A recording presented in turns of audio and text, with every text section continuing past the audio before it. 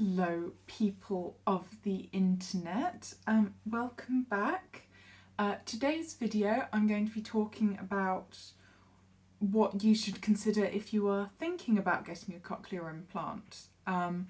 Obviously, I'm not really qualified to tell anyone what to do, and I do not presume to tell anyone what to do. It is a very personal decision, and you should just do what you want. But this is also geared at adults who are, or older children, teenagers, who are thinking about getting one for themselves. This isn't really geared up for like parents thinking about getting one for a child. You know, it's a different thing. I'm just talking from my personal experience. I have a cochlear implant and I'm very happy with it, so that's the perspective that I'm coming from. You can see more I've got more videos on my channel. Most of my videos are about my cochlear implants, so if you want to know more, there's tons on there. So I'll get right into it. The first point on my list is thinking about how an implant will actually help or change your life. I think some people may go into it with the attitude that a cochlear implant is going to change their entire life. Like if you use sign language as your main form of communication, like you'll get an implant and you'll never sign again and it will change everything, or you'll suddenly have loads of friends and have this amazing social life. Or people often have kind of unrealistic expectations for what a cochlear implant actually does, or whether they'll be a different person once they've got an implant. To be honest, that feels unlikely. I lost my hearing as an adult and then got an implant, so obviously my experience is a bit different than a lot of other people's, but I don't think I've seen anyone that said like having an implant has changed them as a person, or has changed their whole lifestyle drastically. The main kind of things that it might change are your safety.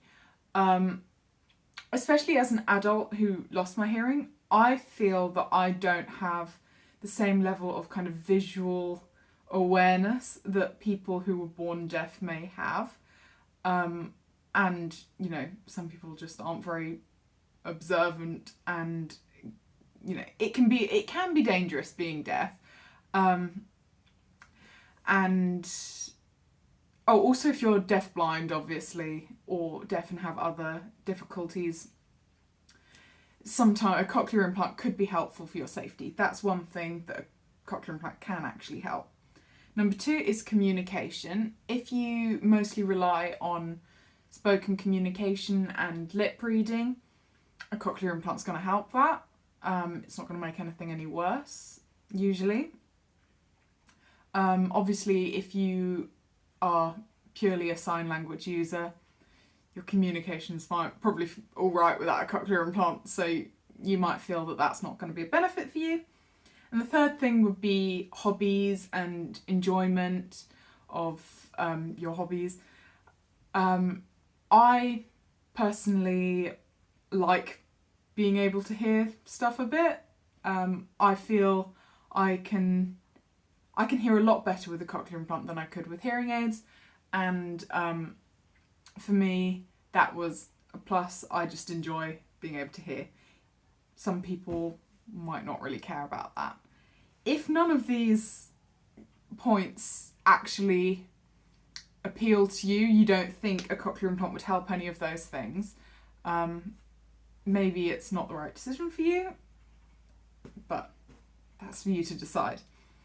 Next point is your kind of expectations and your kind of headspace at the time. So, are your expectations realistic? If you're going into it thinking that a cochlear implant is going to cure your hearing loss, you are going to be disappointed. If you think it's a quick fix, like you just go in and they switch on and you can hear brilliantly or loads better than you can currently, that is not realistic. I can tell you that now. A cochlear implant isn't going to cure you.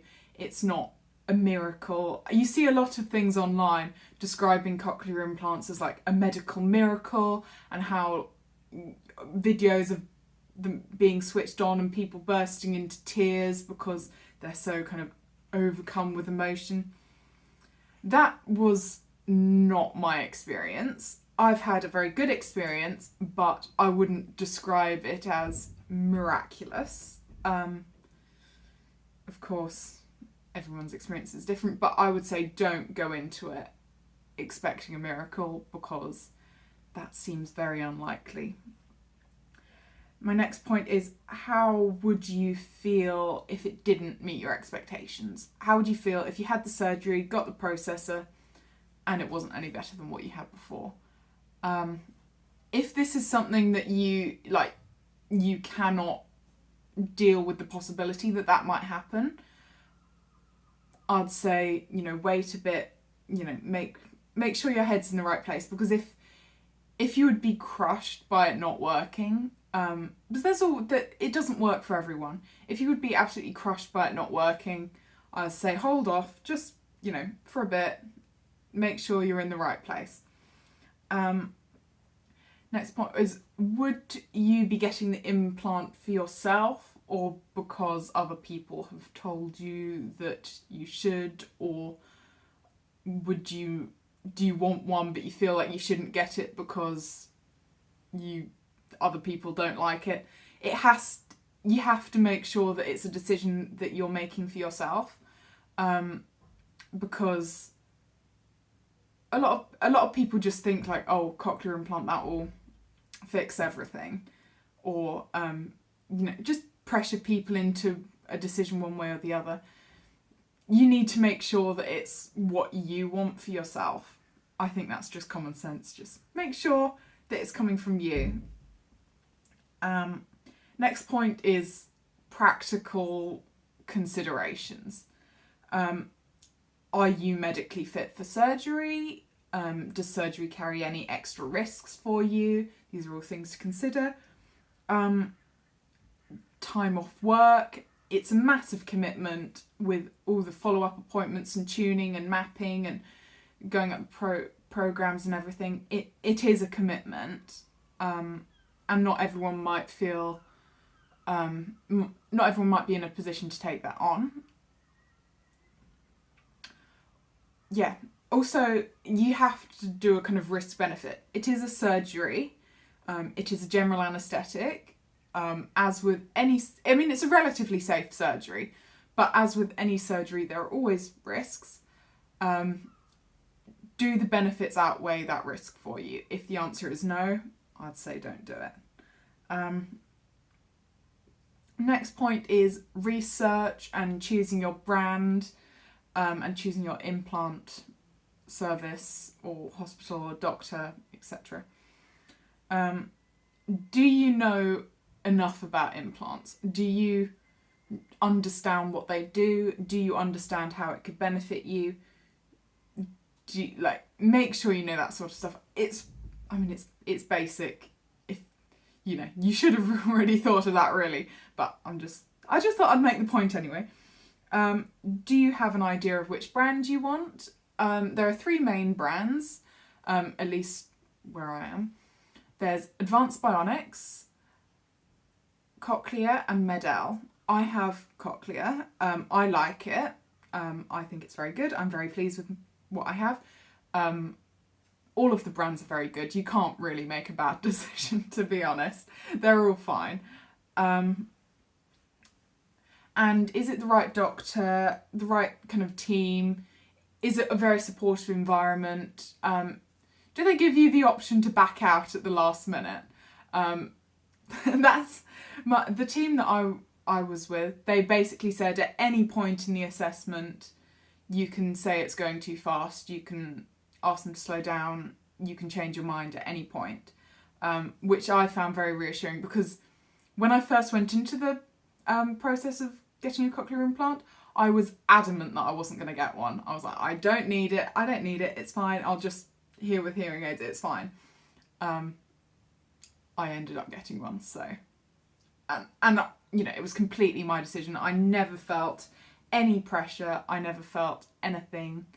I felt very positive about my decision, so... I'd say if you don't feel like the environment is supportive and you're being pressured into making a decision too fast, or you just don't like the vibe, I'd say go elsewhere. Don't do it if you don't feel comfortable.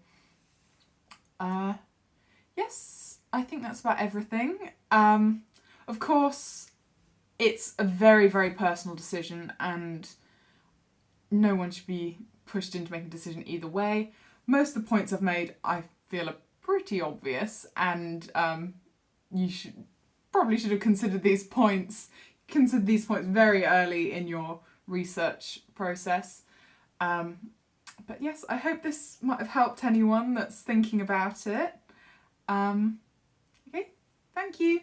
Bye.